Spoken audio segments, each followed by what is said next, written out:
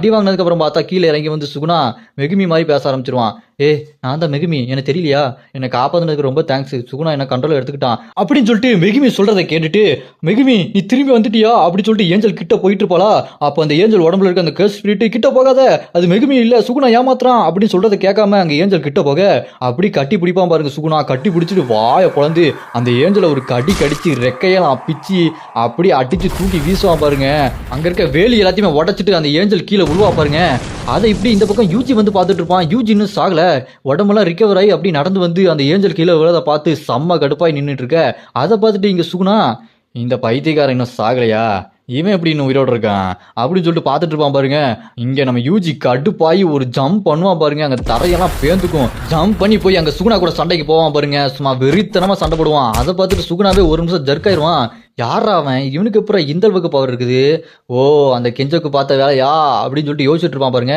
இது எதனால நடக்குதுன்னு போக போக தெரியும். நம்ம யூஜிக்கு எந்த அளவுக்கு பவர் இருக்குதுன்றத கடைசியில் ரிவீல் பண்ணுவாங்க. நம்ம யூஜி சும்மா விரித்தனமா அங்க இருக்க பில்டிங் எல்லாம் ஏதோ அப்பள மாதிரி நொறுக்கிட்டு இருப்பான். அடிச்சு மிதிச்சுலாம் பறக்க விட்டுருப்பான் பாருங்க. சுகுணா அந்த பில்டிங்ல இருந்து பறந்து போயிட்டு இருப்பான்.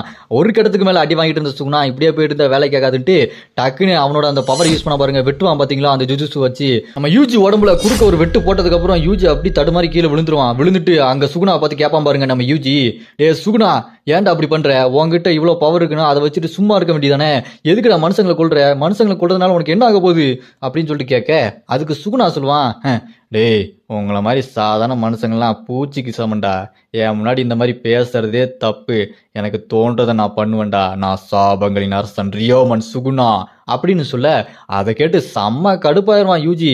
என்னது உங்ககிட்ட பவர் இருந்தா நீ மனுஷனை கொள்வியா, மனுஷங்க என்ன பூச்சியாடா அப்படின்னு சொல்லிட்டு கோவப்பட்டு எங்க சுகுணா வட்டிக்கலாம்னு சொல்லிட்டு வந்துகிட்டே இருப்பான் பாருங்க. மூஞ்சி முகர கை கால் எல்லாத்தையுமே மறுபடியும் வெட்டு போட்டுக்கிட்டே இருப்பான் சுகுணா. வெட்டு விழுந்துகிட்டே இருக்கும். கடைசியா கையை நீட்டி மொத்தமா வெட்டிக்கலாம்னு சொல்லிட்டு பார்க்கும்போது அந்த ஒரு செகண்ட் மெகுமி அவனோட உடம்ப கண்ட்ரோல் எடுத்துக்குவான். அதை பார்த்துட்டு சுகுணா, என்னது உடம்பு ஒரு செகண்ட் அவன் கண்ட்ரோல் போன இருக்கு அப்படின்னு சொல்லிட்டு பார்த்துட்டு இருக்கும்போது நம்ம யூஜி சும்மா பட்டார்னு தவடாலேயே ஓங்கி நச்சுன்னு ஒரு குத்து விடுவான் பாருங்க சுகுணாக்கு.